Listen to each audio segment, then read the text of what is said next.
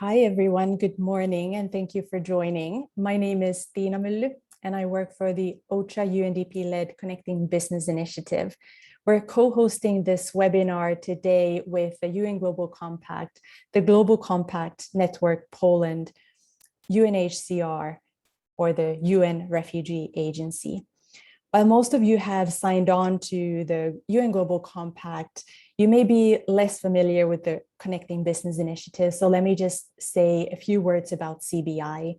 CBI aims to integrate the private sector into national and international coordination mechanisms and ensure businesses, including local SMEs, can play a role in preparing for, responding to, and recovering from disasters. In some contexts, we explore the role of the private sector in natural hazards, such as earthquakes or flooding.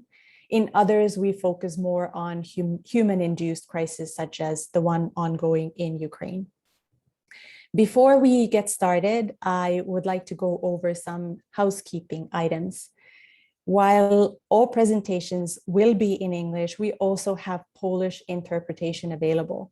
You should be able to see the button at the bottom that says interpretation and choose the so-called Polish channel.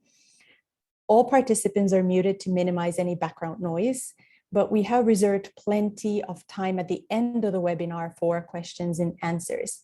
So feel free to type in any questions in the Q&A box already as we go through the presentations.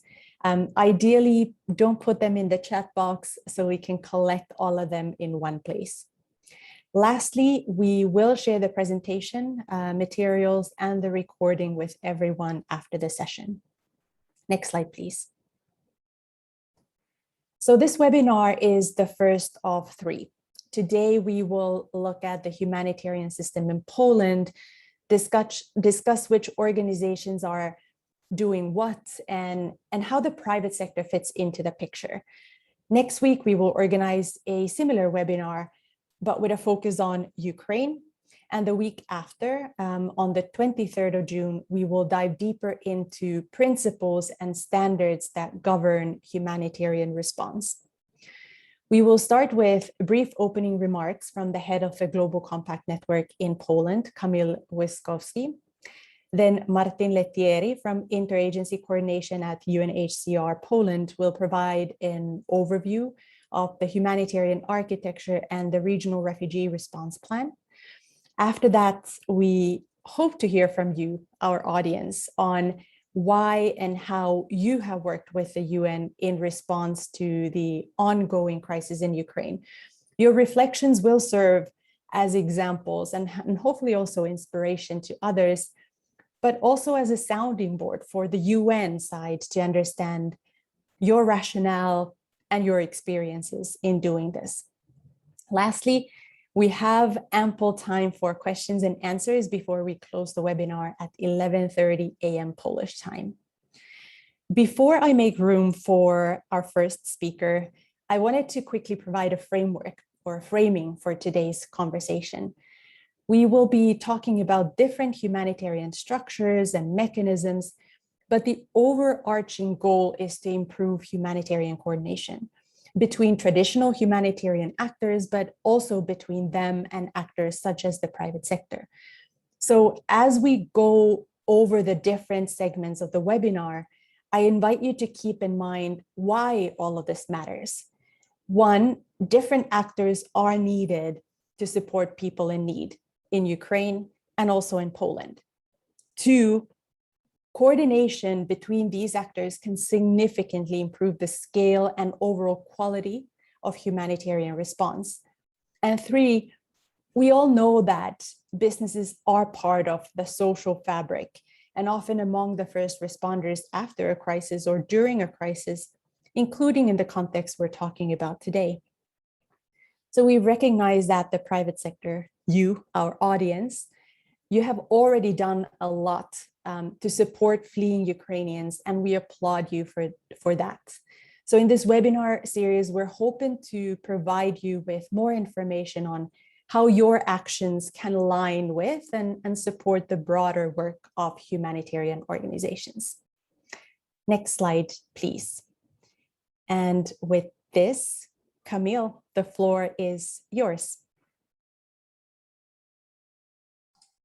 Thank you very much, Tina, for your opening. Thank you all colleagues from UN family that we are also showing here that UN is acting together, especially in the context of such unprecedented dramatic situation as we are facing in Ukraine.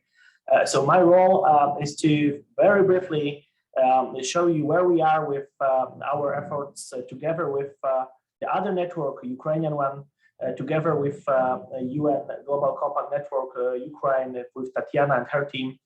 We established Uniting Business for Ukraine program simply to be able to support Ukrainians refugees here in Poland, and of course Ukrainian refugees in Ukraine, in parts of Ukraine where it's relatively safe, plus what we are planning to do in the context of long-term assistance, especially also in the context of stabilization and future development of Ukraine after the war. I hope this after will come very, very soon. So of course, I have also for you some slides, not much, just 5. So if I can ask to show the first one. So here you can see the phase which we prefer to define a long-term assistance, because this rapid assistance is finished. Last 3 months, in fact, we spent acting together with other UN agencies and private sector, especially, to be able to provide this rapid assistance. We had a lot of activities, so let me skip that part, because we will describe this very detailed in our future report. So next slide, please, because the next slide is simply showing what we have in mind. This report will be not only an explanation why we are thinking that private sector could be, and indeed in the context of Ukraine was, the first responder, very able to provide funding very quickly, able to provide in-kind assistance also very quickly and very innovatively, and of course also is able to and ready to provide assistance at a later stage. So simply to be a part of this stabilization and future reconstruction of Ukraine, and the whole process is behind that. So private sector is planning to be a part of it, of course, and our role as a UN Global Compact at the New York level, and of course at the local level as networks, we are planning to be a part of it and coordinate this. This report, which we are showing to you, was in fact agreed between our boss Sanda Ojiambo and Polish President Andrzej Duda during our last meeting in Davos. So next slide, please. So I will show you, let's say, the proof. So here we have this meeting a couple of days ago. We agreed together that this report will be officially published during the General Assembly this year, September, by Polish President and Sanda Ojiambo, representing United Nations Global Compact. Most probably also together with Ukrainian government. We are planning to go together with Polish President to Kiev in a couple of weeks to discuss that with Ukrainian administration. And this report is precisely what is also expected from CBI colleagues, especially from Karen. Once more, thank you for all your efforts and all your also your assistance. So our plan is to collect the data from small, medium, and big companies in Poland, in Ukraine, to later transfer that data to CBI for future simply data analysis. This report, that's a part of that work. Simply, we are already starting it, and this report will be the best document simply to take a look what was achieved as a rapid assistance. Next slide, please, because now we are moving to long-term assistance. Here we have 5 areas we agreed with private sector. As you know, for those who are more familiar with UN Global Compact, in every country, UN Global Compact has a network. That network is managed by General Assembly. So the group of CEOs who are defining our strategic goals So together with Polish General Assembly, we agreed these 5 corridors, these 5 areas of assistance, accommodation, legal support, education, physical and mental health, plus employment. In those 5 areas, we are continue our efforts as a part of umbrella program, which is called Uniting Business for Ukraine. And important element here, we are defining this program as a regional one because, as you can see on the top of this slide, we are implementing it together with a Global Compact Network Ukraine. So 2 networks acting together to be able to simply build synergies around these 5 areas you have a chance to look. Of course, unfortunately I don't have much time to present in details where we are with all of them. But maybe later during discussion, if any questions will come, I'm ready to say more. If I do remember, the next slide is the last one, simply to say, to provide you expected results. So first, coordinating long-term assistance from business. We've presented 5 support areas, ongoing development of the Uniting Business for Ukraine program components, together, of course, with government, with local and regional NGOs, international NGOs, and of course with UN agencies, UN colleagues. And the last thing, the main goal, stabilization, improvement of the situation of war refugees in both countries, in Ukraine and Poland. And of course, at the later stage, stabilization of Ukraine as a country. So that's our last, and I think the most important, the most difficult goal, which we are planning to implement. So please keep your finger crossed. That's all from my end. And coming back to Tina. Many thanks, Camille, for getting us started. We're definitely all very interested in reading that report once it's available in September. I'm sure you will be sharing it widely when it is launched. But in case some of the participants are not on your mailing list, I believe it will be also available on your website. Is that correct? Yeah, is that correct? That report will be in English, Russian, and Polish, and of course, CBI is included, as we agreed with Karen. So in fact, we have UN Global Compact Office New York, UN Global Compact Network Poland, Network Ukraine, plus CBI, and we are simply together developing that report. So just to clarify, to be precise here. So, and of course, will be available for broader audience. Great, thank you so much. It really has been amazing to witness the close collaboration between the Polish and the Ukrainian Global Compact networks. In addition to kind of what you have already accomplished in terms of what you called rapid assistance, it is wonderful that you also have these longer term activities planned because unfortunately, it looks like the situation is not going to be resolved that quickly. Now, we understand that the humanitarian system and the UN in general is sometimes very difficult to navigate. At the end of last year, CBI and OCHA developed a generic business brief as an introduction to the humanitarian system. Yet every country context is very different. And this is also the case in Poland. So now, without further ado, I would like to give the floor to Martin Lettieri from UNHCR, who will talk us through the specific structures in Poland. Martin, the floor is yours.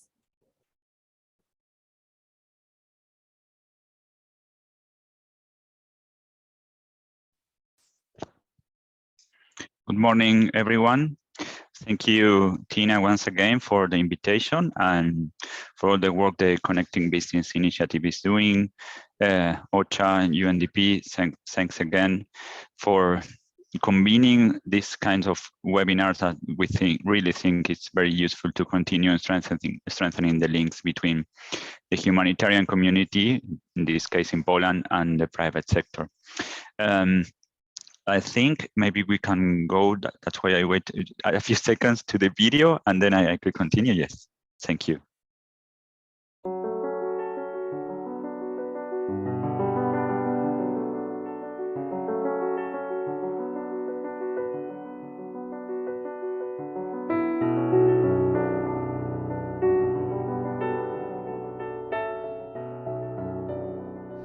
Війна почалася якраз на мій день народження. Вранці, коли я отримувала подарунки, поздоровлення від своєї сім'ї, від своєї родини, ми вже в Києві чули вибухи ракет. І до мене одразу не доходило, як це так, і що це за звуки. Взагалі навіть одразу не злякалася. Але потім, на протязі дня, до мене поступово почала ця інформація доходити. Наше прийнято було рішення непросте. Наша сім'я зараз в розлуці, але ми віримо, що скоро зустрінемося. Летіли ракети по Хмельницьку область, і ми з внуком ради його спасіння і життя, я з ним поїхав в Польську. Ми не знали, куди ми можемо вибратися від тих обстрілів, від бомбардувань, від сирен, де ми 2 неділі були в погрібах, були під великим страхом.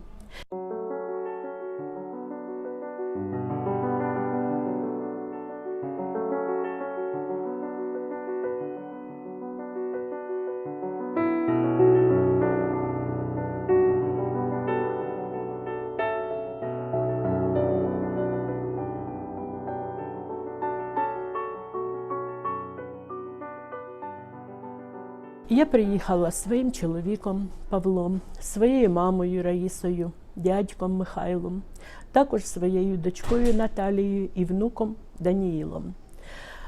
Наша родина має статус людей з інвалідністю, різних нозологій.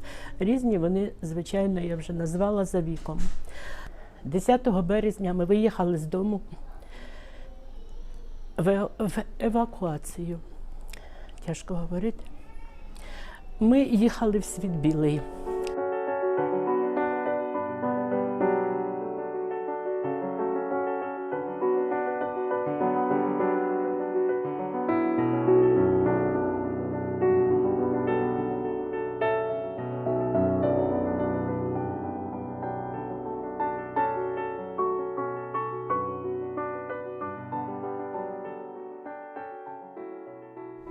Нас прийняли. Thank you once again, and we wanted to start with the video, and even before the thanks word, because we think we are going to talk about the architecture, the refugee response plans. As Tina mentioned, sometimes we need to serve to navigate complicated structures, but it's important to always keep in the front of our ideas and our plans. We think that we work for the refugees, for persons, for people, as the video said, that is there, that escape, in this case from a war, in this case from a war, that live families that are connected, but at the same time worried about the situation of part of the family that in many cases remain in Ukraine. So this is a message, maybe just to put a context to the sometimes difficult architecture and bureaucratic system that we need to coordinate. That is, of course, is necessary, but to keep in mind that the people is at the front, at the center of the response. And the video underlined also something important, not only in the center, the refugees in the center, but in this case, the people of Poland. And I think when we talk about people, we talk about the society, we talk about the private sector, and the fantastic work that in this case, the UN Global Compact and the Global Compact Network here in Poland is doing. So we were really thanks about this. Thanks again to Tina and the team for inviting us. I'm here, maybe next slide, please. Yes, I want to introduce basics about the, I don't know, what is the information that the participants have. So maybe you have part of this information because the refugee response plan was launched the 1 week ago, but maybe to share some basic information so we can all be on the same page. Then talk about the architecture to implement the refugee response plans here in Poland, and lastly some common messages that also are very connected with the introduction that Tina and Karim made, but also with the rest of the webinars that you're going to attend during the next weeks, particularly the third one. Just one last context comment. I'm not here representing, as you may see in my background, I'm seated in an office of the I'm sorry for my pronunciation, but the Voivodeship of Podkarpacie here in the city of Rzeszów. I'm not representing, of course, the regional government, but I'm here because in just half an hour, and sadly I will need to leave a minute before the end of the session of the webinar, but I'm here because in just an hour we are going to have a coordination meeting with the government, with the mayors and cities of the Voivodeship, of course, and the main humanitarian community that is working here in this region in the border with Ukraine. So that's to emphasize that when we talk about coordination, we also talk about practical, operational coordination. We are not talking just about numbers, about the structures, but also about the response in the field. Just to go to the information that, of course, you are going to receive the presentation later. You can, through our operational data portal, you can access to all this information and to updates and reports about the different elements of the regional response plans. But the region, as Tina mentioned at the beginning, we at the UN, we have a coordination structure with mains of the humanitarian partners. In this case, when we are talking about the refugee crisis, the refugee coordination model is exactly the model that we applied to the response. In this case, of course, this is a regional response, so involves different countries, not only Poland. At a regional level, we estimate that 8.3 million refugees from Ukraine will be entering into the 6 countries that you can see there, and other countries that has lower numbers. A total of $1.85 billion would be required to implement the plan, and 140 partners are involved in the response. And particularly, this is extremely important. 90% of the refugees are women and children, and we estimate that this is the tendency that will continue during the next months. Next slide, please. You can see here some of the objectives. I'm not going to go through all of them, just for you to know. The main objective of the RRP, the refugee response plans, is to support the host country, because we are seeing the leadership of the host country, in this case Poland, not only at the national but at the subnational levels, as I mentioned before, and the society as a whole. So in which areas access to safety and international protection, timely and life-saving humanitarian assistance, facilitate solutions, as it was mentioned in the presentation of the network, Global Compact Network here, maybe, and to ensure the coordination. Next slide, please. For the chapter in Poland, we estimate that 4.3 million of refugees would enter to the country by December 2022. I think this figure is a little bit low. We are seeing more influx even now. So maybe this estimation of refugees entering into the country is could be exceed before December 2022. At the same time, we estimated when we drafted the plan approximately 2 months ago, 1.5 months ago, we finished the drafting of the plan based in data in trends available at this moment, that 2.6 million of the 4.3 entering into the country will remain in Poland. We are now implementing, and this is something that I will mention in a couple of minutes, different field researches and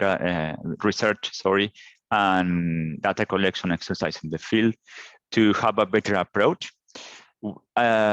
At the moment, we could use, for example, the PESEL registration that most of you know, that the government is sharing open to the partners. As I think 30 May, we had a little bit more of 1.1 million of refugees registered in the PESEL.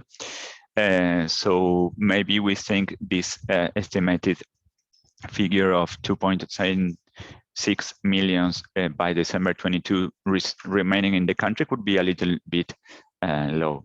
And it's important to underline, to highlight again that almost 50% of the populations are adult women, and 37% are children under 18 years in this case. The response required is breakout in 5 main sectors. This is something very common to the humanitarian community, but it's interesting because I was thinking when Karim was presenting, even sometimes we need to align maybe the names or the nomenclature of the sectors of or areas of intervention to could connect and to engage in a common narrative. And I hope this presentation and this series of webinar could help in this objective. We find protection. Maybe it was mentioned like legal support that is not only, but is part of the sector that we call protection, the first one, and implies, as you can see, 364 millions of the 740 millions that all the response required for this year in Poland. And then we have education, basic needs, education, health, logistics, water, sanitation and hygiene, and food security. One important thing here in the response in Poland that we always underline, highlight, because it's a key element and it's not something so common in other responses to emergencies of refugees, is that the response here is based on the national capacities. And as you may see in the last part, 40 of the 87 partners involved in the response in Poland are national NGOs, the largest number of the partners involved. So you may see UN agencies, international NGOs, the International Federation of the Red Cross, and faith-based organizations, but particularly 14 national NGOs that that were working or they compromised their work for the implementation of the response plan. Next slide, please. The refugee response plan in Poland aimed to reach more than 1 million of refugees in the country from Ukraine, both Ukrainian and third country nationals. 87 partners and 7,400 million, as I mentioned before. And you can see the breakdown of beneficiaries by sectors. And you can see in the map on your left, the partners involved in the response by voivodeship. Next slide, please. We developed a dashboard that is available online in the data portal, where you can choose, when you can go into details, something that we don't have enough time today, but the idea of the dashboard of the portal is to provide you with a friendly, we think a useful tool in that sense that has proved its utility in other emergencies, where you can go into details, when you can navigate the response in detail. So you can filter by poverty, by organization, by sector or subsector of the response, and also about the partners and the status of the project. Next slide, please. And then you have a second sheet where you can find the projects themselves. You can, if you, for example, yes, I like this, that the slide says the menu style, because you can, if you want to know what a partner is doing or expect to implement during the next months, for example, in protection, in some particular poverty, I don't know, in the north of the country, you can go enter, filter by this information that we mentioned before, these filters that we mentioned before, and then you can understand the financial requirements, the target of refugees and host communities that the project want to reach, and of course, the contact. So you can contact directly all the organizations, the 87 organizations that submitted projects to the RRP this year. And this is important because we think it creates transparency and accountability, some of the principles that mainstream all humanitarian responses, and particularly present in the response in Poland. Next slide, please.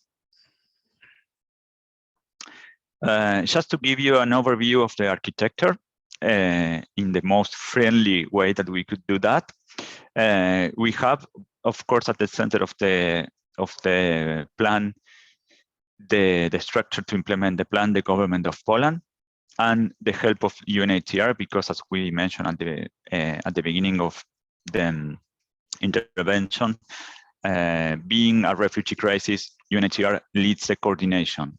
And I would like to clarify this, and here there are some experts about the topic, but when we talk about coordination and leadership in coordination, it doesn't mean primus inter pares responsibility. To the contrary, it means the responsibility to include all the partners, to engage and represent on behalf of the coordination model, the partners in different conversations, and like the one that we are having today, with different counterparts, with the government at the national level, subnationals, with the private sector, with the academia, and other actors that are involved in the response. So we feel, we think, and we know that our responsibility here is not to be in the front in that sense, but to help, to be a tool to help all the partners to empower themselves, to mobilize resources, to help in the monitoring, reporting, and reporting phase of the implementation. So saying that, we have a refugee coordination forum, an intersector coordination group. We have 6 basic sectors that I mentioned before, with different, as you may see, you could see the names of the partners that co-lead the sectors, the subsectors, or the working groups. In general, we have 1 UN agency fund or program, and 1 international or national NGO co-leading the sectors. We have livelihoods and basic needs. Maybe just a quick window. For example, we try to emphasize the idea of creating livelihoods opportunities instead of talking about employment, because we know that in some of these crises, it's important the self-entrepreneurship or the small businesses that could be developed, even with the support with largest companies. So we aim to talk about livelihoods, basic needs sector, shelter sector, that includes not only the basic needs of collective shelter or individual shelter at the beginning, but also the mid and long-term accommodation that, as was mentioned before, education sector, the protection, health and logistics, mental health and psychosocial support working group, counter trafficking, child protection, third country nationals, and GBB. And then we have different mainstream networks or working groups, information management, protection from sexual exploitation and abuse, and accountability to affected population, as you may see in the right of the graph. And finally, and this is, and the cash technical working group, because many of the partners here are implementing cash programs to multi-purpose or focus-oriented cash interventions. And then we have at the left, and I left this for the last because it's connected with the first thing that we mentioned in the previous slide. We have a connection with the National NGO Forum that meet every week. So this is a way also because of the structure of the UN system here in Poland. We saw that it was important for the very beginning to have a dedicated space to coordinate, to mind the bridges between some international UN and NGOs that arrived recently to the country, but need to engage with the national partners working at the field level.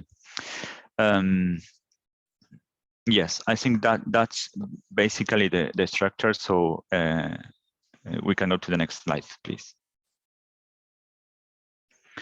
You can see here the different partners, 87 partners. Just a quick view, and please go to the next slide. And just we are not the experts in that sense. We have different leaders in this area as a Global Compact team here in Poland, in general at the global level, and of course the Connecting Business Initiative.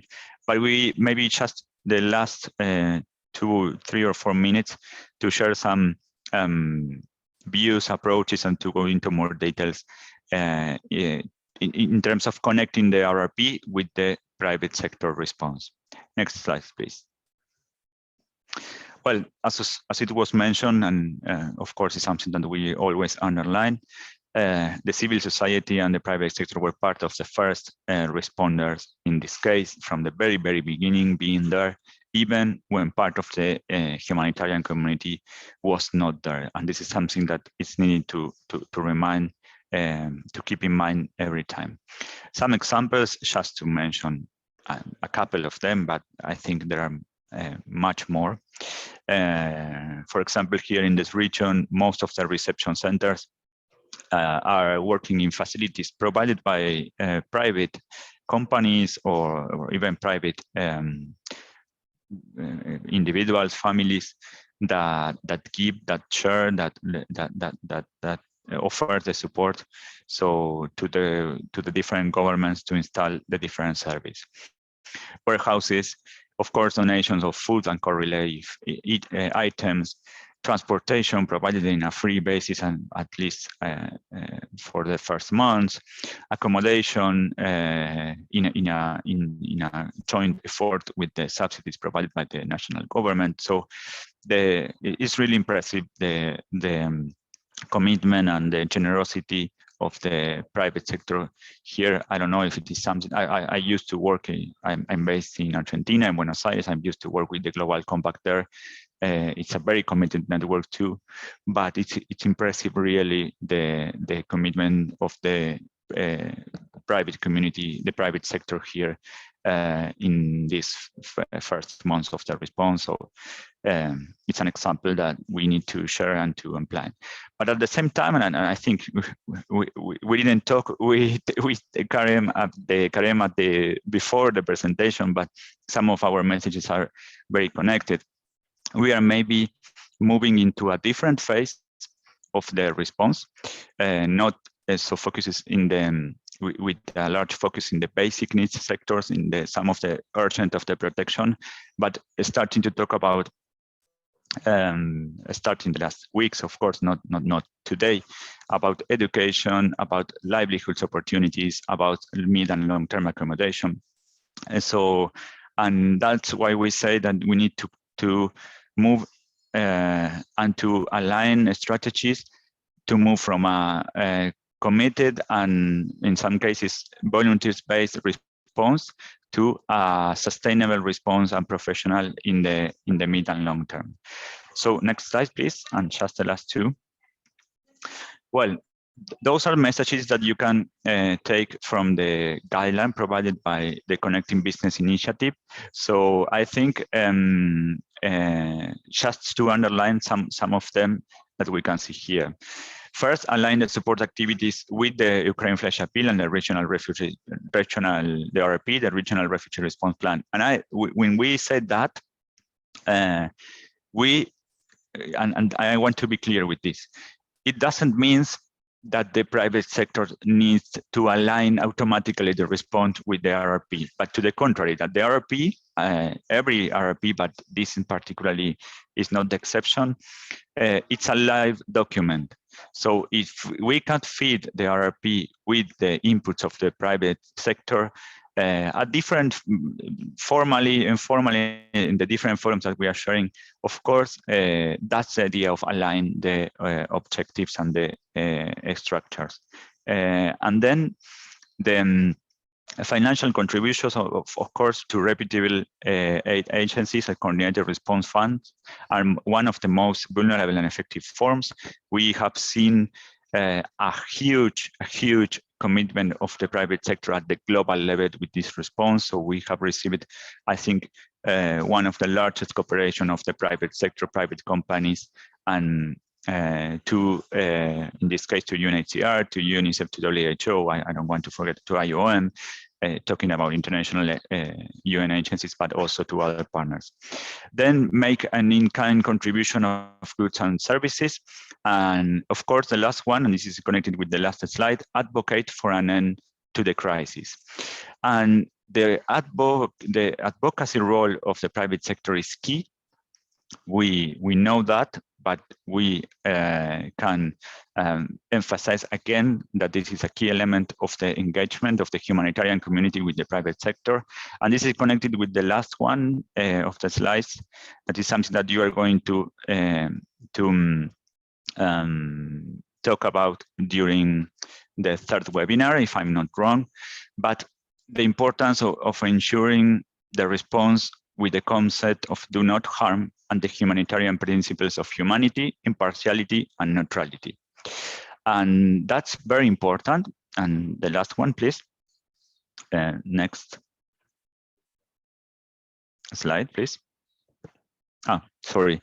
So yes, why? Because we think that, and we can see in part of the humanitarian response in Poland, in some actors, some tends to involve some political approaches. And we think this is something that we need to underline, and this is our role in this case as UNHCR, the importance of keep the impartiality and neutrality in the humanitarian response. And we don't allow, because this is a strong word, but this is the word that I like to say, to allow in general, the politicization of the response. This is not at least our role. So we need to emphasize the idea of keep the impartiality and neutrality in all the response. So I think this is the last one. I think I'm on time or just a little bit of minutes delay. I'm really sorry I could stay a couple more of minutes in the meeting, and then I'll need to leave. But my colleague, Olga Sarrado, senior external relations and communications officer, is going to be here in the meeting. So I really thanks again the Connecting Business Initiatives, all the team that was here, and I hope we can continue these conversations after the webinar. Thanks. Many thanks, Martin. I think your reminder about keeping the people at the center of the response was much appreciated. This is really not about the UN or the private sector or any other actors looking for opportunities to just do good, but about meeting the critical needs of people just like you and I. You also made a good point about the need for a common narrative, for aligning efforts and building on what others are doing. Definitely need to ensure that we're not politicizing the response, as you put it, is critical. And we will talk more about that on the 23rd of June when we talk about the humanitarian principles and standards. I also appreciated that you highlighted how direct contacts for the different projects and partners are available, because maybe some of the partners and participants here on the line today would also be interested in contributing to some of those projects. So I definitely encourage the participants to take a look at that information available. But Martin, a quick question before you go. You mentioned that the report was drafted a month and a half ago, but that it is also a live document. So can you just say a few words about updating the information, if that will be done, when, and how can the participants get access to the updated information? Yes, of course. Thank you, Tina. We are not at this stage thinking in opening the planning phase, so reviewing the document itself, at least now, because it involves a lot of work of some of the partners that are now moving into the that started some months ago, but are now very, very committed with the implementing phase of the RRP, the monitoring and the reporting.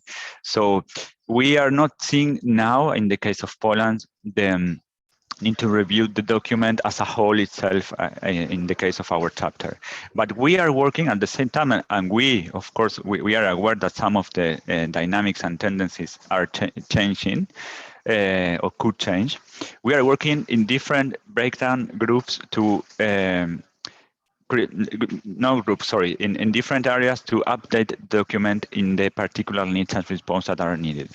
For example, we are working in a contingency plan, because although we are seeing the influx are not at the same pace at the beginning, we think we need to, no one's know, sadly, what could happen. So we need to keep an eye in the preparation and the response in case a large influx would need to be addressed. So we are working in a contingency plan with the different sectors and the crisis areas, the crisis centers of the government at the national and subnational level.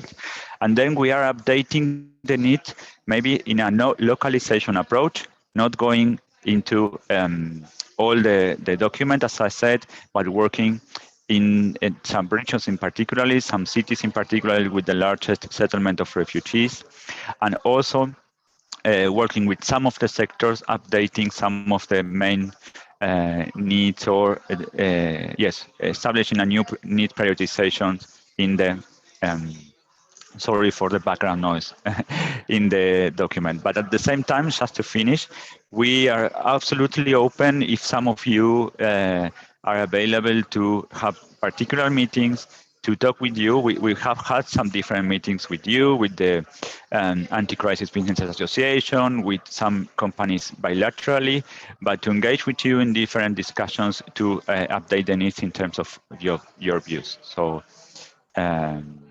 yes, thank you. Thank you, Martin. Maybe before you go, could I ask you to drop your contact details or those of Olga's? I don't know who, if you make that invitation for the participants to reach out to you, I would love to get a contact detail in the chat box. So if you can put your or Olga's or colleagues, that would be really wonderful.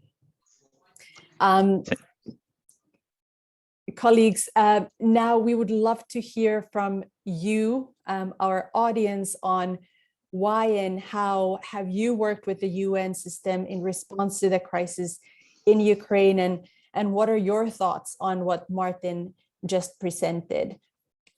Maybe if you allow me, I would like to first call on Radek Kaskiewicz, who's the Vice President and Managing Director of 3M East Europe region. If you could take the floor and provide a few reflections on working with the UN. Yeah, so first of all, good morning, everyone. And sorry for my voice. I'm having a flu, so apologies for the strange voice. But anyway, as you can see, despite the challenges that I'm having, I'm joining this meeting because I think it's a very, very important topic. We are very closely working with Kamil, with UNGC organization, and I should say, as a company, we are working from the global perspective to support the crisis in Ukraine. And as you were explaining this, Martin, in many cases we are working as a global company, very much with the global or local and national NGOs. And when you were showing, the list of the NGOs, one of the slides, I've seen, that many of them were supporting. So just for your information and the awareness, as a 3M, we started to support the Ukrainian refugees and overall the situation in Ukraine, starting from March 2nd, where together with the global giving, Ukraine Crisis Relief Fund, microsite, through our 3M Foundation, we created a collection of the donation of the money, matching 1-to-1, and during 1 week, we collected more than $1 million, really for focusing on the first response. So really the basic needs like food, shelter, clean water, access to the education, and so on. Also, as a company, from the global perspective, we donated an additional $2 million from the 3M Gives program to directly support relief effort for the people of Ukraine. And these funds are provided through the non-profit organizations, very much the NGOs that were shown, on the multiple slides, and really supporting those activities. And this includes, both financial supports, but as well product donations. And, part of our activities is related to the healthcare. So really how we are donating, the healthcare products to support the healthcare system very much in Ukraine. And that's not all, because the longer term, and I think, this is what Kamil was mentioning as well, and that was also mentioned by Martin, we are moving from, let me say, the first wave of the support, kind of like a short term, to really more sustainable support. And here, where we would like to play a significant role is parts related to the education.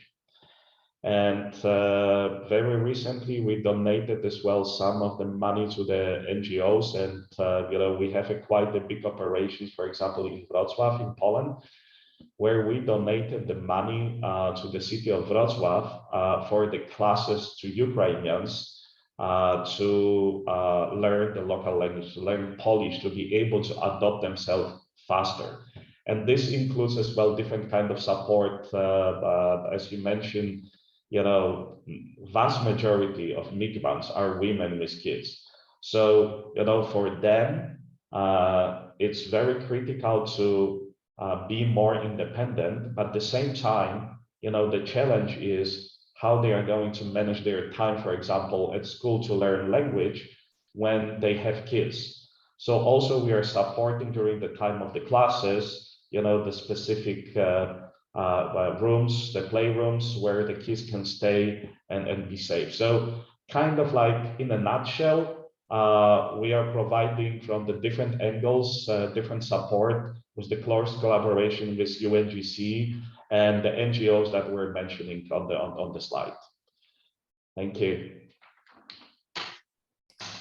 Many thanks. It's really wonderful to hear how well aligned 3M is, in fact, with what has just been presented, from supporting some of the projects or NGOs on the RRP list to kind of moving from that shorter term, more immediate help to a longer term approach. So thank you. Thank you so much for your reflections. Could I then call on Dariusz Zielinski, the CEO of Columbus Energy, to share his thoughts on this topic?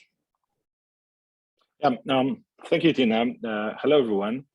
Thank you for inviting me, but I just wanted to share with you a few thoughts. I prepared a whole list about the numbers, what happened during the first few weeks of the war. But I just noticed that together with us is my colleague Rafał Sonik. Hello, Rafał. Because I was authorized by my colleague to put these numbers into the air. My colleague, his name is Tomek Misiak, HR entrepreneur in Poland. And because the first days of the war, just after, the hours after the war had started, a lot of entrepreneurs gathered together through the WhatsApp group. It was generally led by Rafał Sonik, he's with us, Tomasz Misiak, and Rafał Brzoska. And I'm very proud I was part of this group. And I also, me and my company, and a lot of the hundreds of people, I think it was more than 250 people on the group within, 2 weeks. So I think that the floor should be yours, Rafał, because it was your hard work, your energy, time. I think you put yourself all into the help, and you did a lot of work. So if you are here, so I think you should tell everyone what has been done and how much effort you and a lot of enterprise in Poland did in really private sector. And what is important, which I'd like to say, the money, it wasn't any issue on the first days of the war. The energy and time of the private sector and entrepreneurs was, the most important thing to do. And so I think that I will, give you a floor, Rafał, because these numbers, which I wanted to say about, I think more precise than I do. You should tell everyone what has been done, because it's really, really, I think the biggest work in Poland in private sector in history. Thank you. Many thanks. That's actually wonderful and very kind of you to give a shout out to a fellow colleague. Rafał Sonik, you're an entrepreneur and a philanthropist. You've already been invited to come on the floor, so please, we would love to hear from you as well. Hello to everyone. I will not take much time, hopefully. And I will tell you how it worked within first hours, days, and weeks of the invasion. Fortunate situation in these tragic circumstances was that many of us entrepreneurs had two basic assets. First, we are decision makers, and we are involved for many years in charity projects. My charity projects are dated in the beginning of 1990s. So with 30 years of experience, we also gathered a lot of relationships necessary in this situation right after 24th of February. And the second basic asset was trust. We immediately realized that the reaction of Polish government and the government of the other countries on the above the local level will take some time. Even though it was announced by secret services of different countries that the tension is strengthening, that the war or invasion can happen, nobody assumed it will happen. So we were still completely shocked what was done. And I think it's a wider assumption, not only in Poland, but also around the world, around the democratic world. But when it happened, we immediately started working on it within hours after 24th. The basic construction, which I call private-public cooperation ad hoc or private-public projects ad hoc, meant that we have approached not only local communities, cities, but also their social agencies, which are basically all over Poland. They are larger in larger cities, they are smaller in smaller cities, but they exist basically everywhere, which meant that we needed to handle the flow, the wave of refugees starting 25th. And it happened. First, what we did, we assumed our resources. So shelters we could offer in our private infrastructure. Some of them own tens or hundreds of hotels around Poland, hostels around Poland. I had several empty buildings in Krakow, which are dedicated to future development projects, but so far they are just buildings with all infrastructure, but nothing inside. But we immediately realized that the only proper way is to approach cities, gminas, as we call it in Poland, communities, and ask if they would have places for shelters. It happened within 3 days, 24th, 25th, 26th, and we effectively started working 26th in the evening, 27th in the morning. It was Monday. So it was Sunday, I'm sorry. We were contacting on a private basis with these people. The cities responded very well. Also, some private investors who possessed properties which could be converted responded immediately. Some of our entrepreneur group called Corporate Connections, which I will return later on to that, immediately started moving their resources, which were buses, which were vans, which were private cars also. And there was a huge wave of transportation resources moved. Also, it was a very quick response of Polish railway, which is state-owned, which offered refugees a free transportation inside of Poland from the border, wherever they wanted to go. And many of Polish agencies, like a fireman had buses, like army had buses.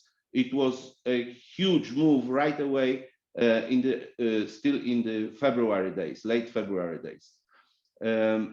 Cities dedicated empty buildings in several locations at the border and in the cities inside of Poland for free, obviously. But there was still a discussion about responsibility, just a legal responsibility. There are two basic areas of this legal responsibility, and therefore we used immediately the social agencies of the communities because they could take, with no auctions or with no long and complicated procedures, they could take over those buildings either from the cities or from private donators or private owners. Our role in it was means a group of entrepreneurs, which David Zieliński was telling you or announcing you about before, was to equip all these places, to supply all these places, and to manage or co-manage them with the social agencies of the cities. We worked on that together with the NGOs in some which had experience how to manage large or very large amounts of people on site.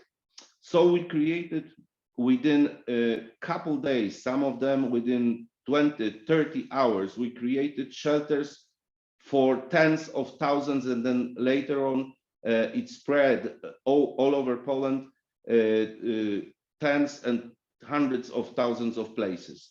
We also shared all the know-how. We had ongoing video conferences with all people who from the huge entrepreneur group who were willing to donate to co-organize or organize shelters. Know-how was just something very hot at that time. This way, we could help huge amount of people. Some of us, some of entrepreneurs, Artur Kazienko with his son Karol, but there were many more, organized shelters in the first cities on the Polish soil for people to stay the first night and sleep first time since they left their homes, mostly in Eastern Ukraine. So they didn't sleep outside of Ukrainian shelters or somewhere in the railway stations or in the cars or buses on the Ukrainian territory. They slept 3 nights, 4 nights, 5 nights. They were just fleeing from there. 80–90% of those people, these were kids in different age, mothers, grandmothers, and older people. This is basically the structure of refugees. For obvious reasons, men are fighting. The assumption we had was just the same, like basically Poland is known for decades, solidarity. We all understood right away that the war in Ukraine is a war between two different political and military concepts. One, which is just a Soviet Union or post-Soviet Union way of thinking about influencing other nations, about possessing or taking over other countries and nations. There is a long story, you certainly know the story about Georgia and other places. You know the story about 2014 invasion in Eastern Ukraine, Lugansk and Donetsk. So we knew right away, the large group of Polish entrepreneurs, the Polish entrepreneur organizations, because they are involved since the very beginning, all of them, and also medias and also members of the government, of the local governments. We knew that Ukrainians are fighting for democracy. They are fighting, they are defending us as well. And the basic assumption, it could be us. And then the answer on the question what to do was pretty simple, because if we put ourselves in the place of Ukrainians and they are going to fight, what they want us to do, to make sure that their wives, their children, their mothers are safe. All the companies involved, and this is, I will return to trust, all the companies and people involved have moved their resources on one click, we could say. We were calling each other, we created the WhatsApp groups, the communication groups, and whatever was necessary, whatever somebody could donate, it was done right away. Decision-making in that case meant that everybody was giving everything he could. I will not give you examples until you ask me, but it was everything imaginable. In the first couple of days, there were obviously subjects in these groups which were touching the military equipment or paramilitary equipment or peripheral military equipment, pharmaceuticals, many different goods which were just divided into groups. So we were specializing, and everybody was getting involved over the days in those in this part of very complex refugee and help process, where he feels mostly effective. I agree with David, and I hope that the rest of the auditorium will agree as well, that we moved an historically unparalleled process. And we did exactly what the decision makers and people who trust each other shall have been doing.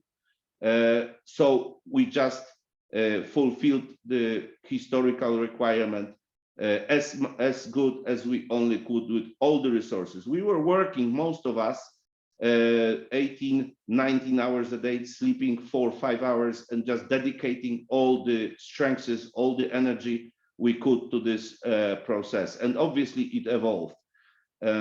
Now we feel that it is just professionalizing. We are very happy that United Nations is active. We are happy that many governments and huge NGOs are involved. Even though nowadays more Ukrainians return than flee, but it's not certain what will happen in future. And those who flee already, they need a lot of care and a lot of respect. We called them since the very beginning guests. We did not say to them, you are a refugee. We did not say to them, you are fleeing. We called them guests by large G. If you consider somebody who is in a really tragical, dramatical situation in life, and you call him a refugee or a fleeing, you don't show enough respect. And we respect these people. It could be us. This is basically what I can explain. We are involved in hundreds of projects.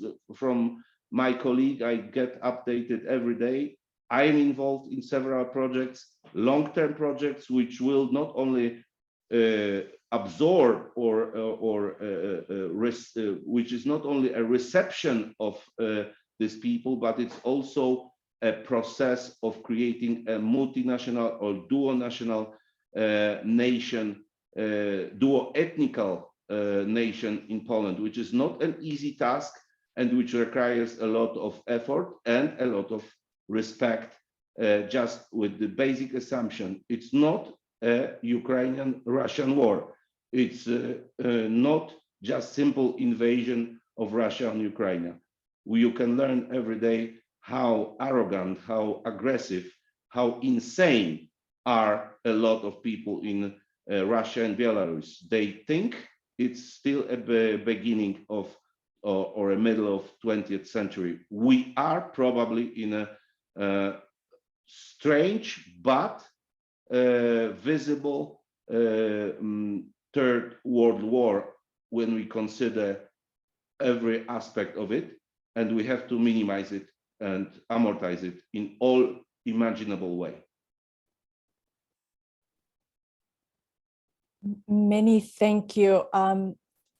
I actually see that Mr. Zielinski has raised his hand. Maybe you want to say a few follow-up comments to this one before we move on to the next segment, please. Yeah, thank you, Tina. I just want to say that Rafa is a very humble person, so that's why he didn't put any numbers into the air. But we are gathering here to share the experiences and the numbers, how it went. So just summarize it to tell you how unimaginable the help was. Sorry, Rafa, but Tomek asked me to just share these numbers because everyone thinks we think that they are important. So as Rafa said, it was 250 people, decision makers, involved for the first few weeks, and most of them are still involved in the projects. We gathered in cash and goods more than 65 million euros and delivered directly to Ukrainians in Ukraine and to refugees, to our guests generally, not refugees. And we assume that 400,000 people got help through this movement. And you can imagine that only on the first 2-3 weeks, it was more than 100 logistics and transportation companies with InPost ahead, InPost company ahead, which helped our movement to deliver all of these goods. You can see that without these 250 people, decision makers, mostly worked on field, not only from the desk, but on field nearby the border. It won't going to happen. So from my end, I'm very proud that I was the very small part of this movement, and thank you all of those guys who dedicated 100% of themselves to do it. Thank you, Rafael, to leading this whole movement. You have to also assume that the group David is talking about, it was just the first general group, which is called Pomoc Ukrainie, CC Pomoc Ukrainie, which is Ukraine Help or Ukraine Help.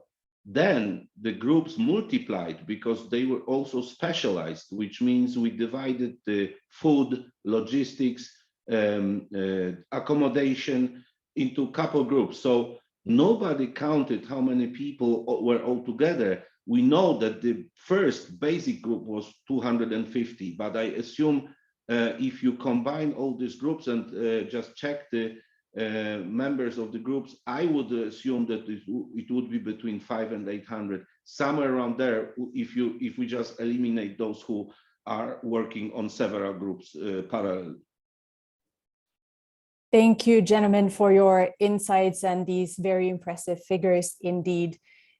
We are running a little bit behind schedule, so I would like to move on to the next segment, if that's okay. But if there are any other participants who would like to share their insights, you could definitely do that when we get to the Q&A.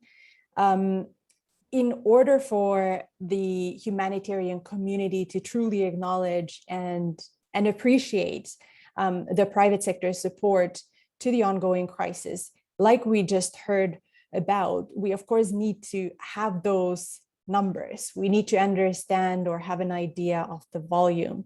So I would now like to give the floor to my colleague Karim El-Bayar, who has been leading the efforts to develop a Ukraine private sector donations tracker. Karim, the floor is yours. Thanks very much, Tina. Can we go to the next slide, please? Well, colleagues, I'm really pleased to have the opportunity to address you here today, and thank you to the more than 30 participants we have on the line. I think we've heard already today from a number of our participants the really core messages that businesses should be involved in the response, that they are involved in the response already, and that it's important to try and coordinate with the UN system to ensure that that support and that generosity gets to those who need it the most. UNHCR, of course, in the lead on coordination for the regional refugee response, and you can reach out to them. OCHA in the lead in Ukraine, and we'll have a second presentation much like this one, talking about the situation in Ukraine in just a week's time. I'm here to very briefly present for you our Ukraine private sector donations tracker. This is a website that we've built. It is live now. You can go straight to it by using the link in the bottom corner of your screen there. But I'm going to show it to you with some static images because I wanted to make sure that it would be presentable and visible in today's session. This is really something that we've done to shine a light on the generosity of businesses around the world, and also to promote some transparency and accountability to show where the contributions of cash and in-kind support, goods and services are going, and to make it clear to the world, to national governments, to international organizations, and to the people of Ukraine themselves, where all of this assistance is going. What you see here is the first view when you come to the website. And again, I encourage you to just go straight to the website. You don't have to listen to me. You can explore the website yourself. But this is the first view, and you'll see a sort of summary of all of the verified transactions that we've been able to collect so far. This is something that we update every week, and we continue to grow the number. We know that the true number is probably north of $2 billion. Especially when you consider all of the in-kind support that hasn't been accounted for here yet. But in any event, what you see here as a preliminary view is the total paid and the total pledged donations. We try not to move anything from pledged to paid until we hear from the recipient that they have in fact received the goods or services or financial contributions. But again, these numbers are updating every day. Can we go to the next slide, please? If you scroll down a little bit on the first page, you'll see what is called a Sankey diagram. This is a diagram that shows flows from and to.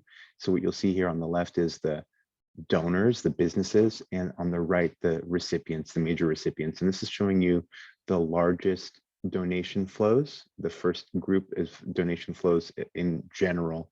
And you can see, for example, there's a donation flow from a company called MSD, a pharmaceutical company, that was $65 million. And it went to multiple or not specified organizations. We also see a number of flows that you can see directly to which recipient they go to. Can we go to the next slide, please? You can also drill down on any specific donor, any one of the 396 donors we have logged so far. Here you see the record for Bayer, a German pharmaceutical company, and you can see multiple flows from them. Some that went to Ukrainian government ministries, others that went to NGOs or Red Cross societies, and some additional flows that were not yet specified. Sometimes businesses don't want to give us the specific information of the recipient. In other cases, they haven't decided yet. In this case, Bayer had made a commitment to fund additional contributions. So you see that is listed as multiple or not specified yet. But the one that is moused over here, and if you move your mouse over a specific flow, you'll get a pop-up with notes about what that is. So this one you see here is 900,000 euros worth of medicine that was provided to the Ministry of Health. Can we go to the next slide, please? You can do a similar type of thing by selecting the filter at the top of the screen and checking by humanitarian recipient. We have over 120 humanitarian organizations that are recipients. And here you see I've selected the International Federation of the Red Cross and Red Crescent Societies. And this shows you the largest donations from the private sector to IFRC. And again, you can sort of see if you mouse over this particular one, it tells you this is a company that was an investment group spun off from the IKEA Corporation and the original currency of the donation. Can we go to the next slide, please? So as I mentioned, this is really something that we've done in order to both shine a light on the business community, to really demonstrate and highlight that generosity of the business community, but also to be more clear and more transparent about where these huge flows of money are going. And we do see a truly unprecedented outpouring from the business community in this case. But it's not complete by any means. And as I said, it's an ongoing project for us. We continue to update it from week to week. We're quite confident that the number is much more than $1.4 billion, but even that number is truly unprecedented. It's not something that we've seen in other humanitarian emergencies before. I'd like to close, and I'm trying intentionally to go as quickly as possible so that we have a little bit of time left for Q&A. But I'd like to close by saying that if you are a Polish company or international company that's joined our call today, if you've already made contributions, please do reach out to our team and let us know about that. We have a particular undercounting and underreporting of the contributions from businesses in the region, including in Poland, and we are trying to address that. So please do reach out to our team, and we'd love to feature your donations as well, whether they're already made or if they are commitments that your company has made to support. I'll stop here. Thank you very much for your attention. Over to you, Tina. Karim, maybe you can also put an email address in the chat box. So if anybody would like to reach out, what would be the address to do that? Camille, I see you raised your hand, so I'm just going to give you the floor. Please go ahead, Camille. Just very short comment. First of all, thank you, Karim, for your presentation, because that's precisely what we are simply planning to do: transfer data from Polish and Ukrainian companies, especially small and medium, to Karim to be able to show the whole picture, because that's what is, in our opinion, needed. And the report I mentioned at the very beginning of the meeting is precisely for that purpose. So we already have a web page, a tool, IT tool, I should say, which we are sending to our Global Compact members and also other private sector players, which are simply providing support or planning to provide support for Ukraine, together with Alliance of Polish Media. And we are planning to start that as a broad media campaign this month, and I'm pretty sure the flow of data will come to Karim, and Karim will be a very busy person. So that's our plan. And of course, the last thing, thank you for Rafał, David, and Radek for their presentation.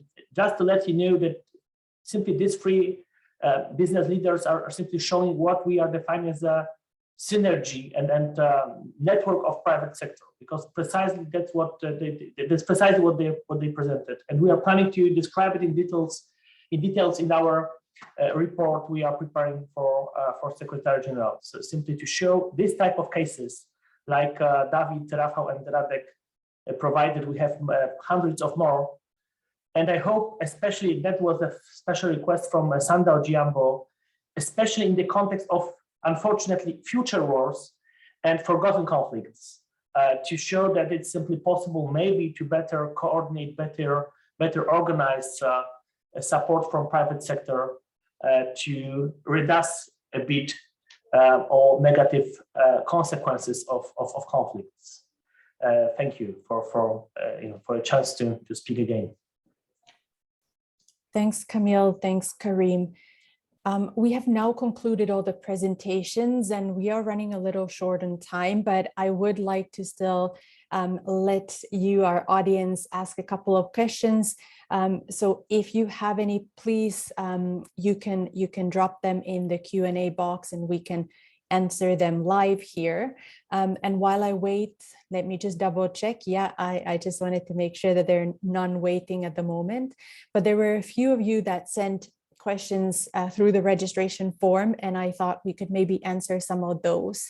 Martin had to excuse himself for another meeting, but Olga Sarrado is here from UNHCR. And Olga, I would like to give the first question to you. There was a question on whether Poland is considered a humanitarian state.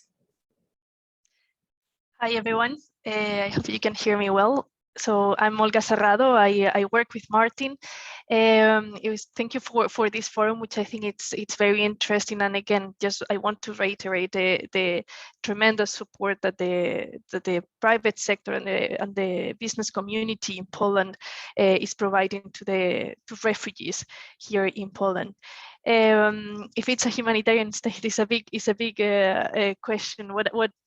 What I would like to share is, and having been in emergency crisis and refugee crisis across the world, is that the response that has been provided to refugees here in Poland has been unprecedented by the private sector, which is what we are discussing today, but also by the Polish authorities and the Polish citizens, which have put in place several policy and legal frameworks that have allowed to put in place a humanitarian response. So, for instance, refugees, since the beginning, since the onset of the crisis, they had the right to just cross the border, seek safety, get basic humanitarian assistance, and also since the beginning to start looking into long-term solutions, putting in place, for instance, the vessel registration, which allows a legal framework again to include and integrate refugees from the start. This is something that in other crises across the world takes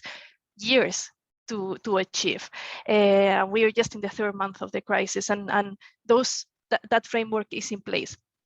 Now what we need to do, all of us together, is to start making sure that all the tools are there, all the funding is there, all the response is there to make it happen, and ensure that this response and this inclusion can become a reality, not just something on paper. Of course, we are in Poland, we are in the European Union. The role that the humanitarian actors, as UNHCR, but all the NGOs and UN agencies part of the response, is a very different one than the one that we can play in other crises across the world. That's why everything that Martin explained, the whole humanitarian response is actually complementing the strategy led by the government of Poland. And that's very important to understand. And that's why all the messages of alignment and having a common narrative, responding to the same needs that have been identified, it's so important when we are thinking about a response all together. The budget, the magnitude of the response that is required in a country like Poland, it's huge, and it overpasses all our funding and all the means that we have to respond. So that's why it's super important that we work together, that we coordinate, and that we make sure that this response and this framework that is in place is sustainable, and that we can support refugees in the country. Many thanks, Olga. Camille, one of the participants asked about employee volunteering, and I was wondering if you could share your 2 cents on how companies can or maybe already have leveraged employee volunteering to respond to this crisis. Are you aware of some examples, or can you just share some thoughts on connecting employee volunteering to the topic at hand? But could you remind Tina, employing volunteer? Yes, so someone from Ukraine is planning to be a volunteer. That's what you have in mind. I believe the question is about how companies can leverage their employees who want to volunteer. So employee volunteering programs within companies to support the cost. Yeah, I have a lot of examples. One of the most huge one, IT company which before the war employed more than 15,000 Ukrainian IT staff. They simply decided to pay them still, but to make them full volunteers for Ukrainian government, because Ukrainian government desperately need this type of assistance, and this 50,000 staff of this specific IT company simply were transferred, let's say, to Ukrainian government to help them with many issues which were desperately needed. So that's the one example. The other one, drivers of buses, simply the same situation. A couple of companies simply decided to transfer their, let's say, resources to that very important, sensitive logistic channel, which was desperately needed, especially on the very beginning of the war. So this type of examples we have a lot now. Situation, of course, is a bit different. Yesterday, I together with other partners, we opened a center for legal support and support for employment. And here we have an alliance of legal companies, simply advocates and legal staff. They are volunteers for this type of efforts. And plus, we have, as part of our long-term assistance program, a long list of law companies which are simply offering their time, simply their employers, they hire professionals to support us with legal problems which are already from Ukrainians, not only Ukrainian refugees or guests like Rafał Sonik proposed, but also how to help them with establishing a brand new company in Poland, simply to allow them to employ themselves. So this type of situations are very often, and simply people needs legal assistance from A to Z to be able to go for the whole process. And that's what I think is one of the best example from yesterday. So we have, of course, much more, but let me leave you with this three. Many thanks, Kamil. I know we're over time already, so I'm going to be very brief. And there's one last question that came in that I would want you both to answer in 2 sentences or 30 seconds if possible. And that is about the importance of technology and digital support. There was also a reference to Tech to the Rescue and Tech for Ukraine initiatives. So could you please, both of you, reflect a little bit on the important role of technology and digital support, maybe starting with Olga. Hi, so just very quickly in 30 seconds. I mean, I think it's crucial, especially to connect all of us. And here we have a lot to learn from the private sector. So, and this is one of the best added values that we can have working together. It provides efficiency to our responses, which sometimes can be perceived bureaucratic and slow. So I think it's crucial. It's crucial that we all work together and we make this response more efficient, as we see that the pace is incredibly fast and that the needs are very high. So yeah, I would say that plays a key role in all the humanitarian response at the moment.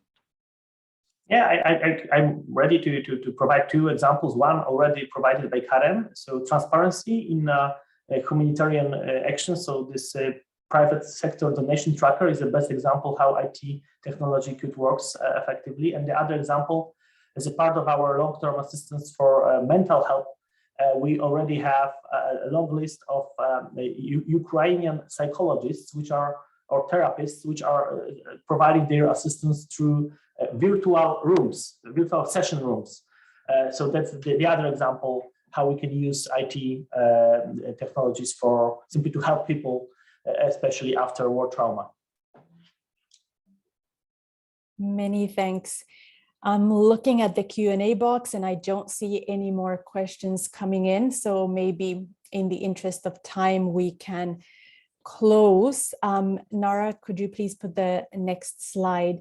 So maybe just very briefly in closing, I would like to reiterate that coordination between actors can really significantly improve the scale and overall quality of humanitarian response, because it helps in identifying the needs, in addressing the gaps and reducing duplication, in clarifying the roles and responsibilities among different actors, and expanding the scope and impact of interventions in general. So if you're unsure where to get started, please take a look at the UN Business Guide for the Ukraine crisis, or reach out to the Global Compact Network in Poland, to CBI or UNHCR.